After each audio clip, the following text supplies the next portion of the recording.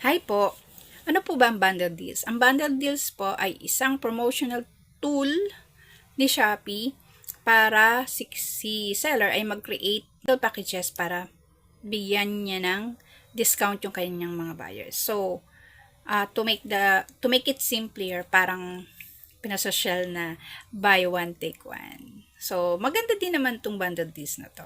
So, we have three types of bundle deals. We have percentage discount, we have fixed amount, and we have the special bundle deals.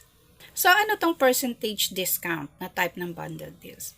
For example, kailangan mong kumuha ng dalawang products sa any products kay seller para maka-avail ka ng 5% discount. Kahit magkano pa yan ang price ng isang product ni seller, basta dalawa, makaka-avail ka ng 5% discount.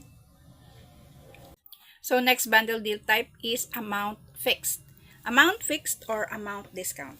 Itong amount discount na to is fixed yung amount na ipabawas o ikakaltas doon sa dalawang product na mapipilo mo o makukuha mo sa shop ni seller.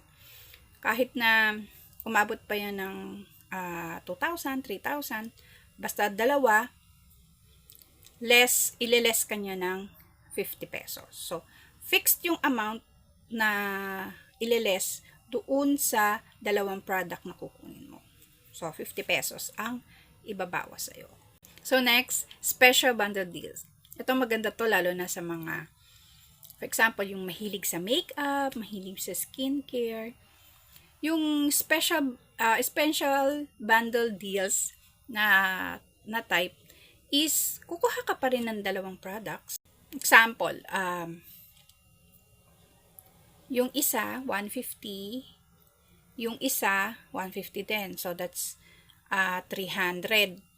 So kapag kumuha ka ng price na 150, 150, 300, pag umabot ka ng 300, ibibigay na lang sa'yo yan ni seller ng 200.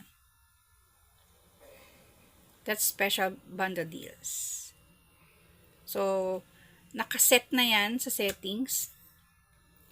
Kumuha ka lang ng dalawang product para ma-avail mo yung 200 pesos. So, mas mababa doon sa price, sa total price nung item o product na kinuha mo doon sa shop niya.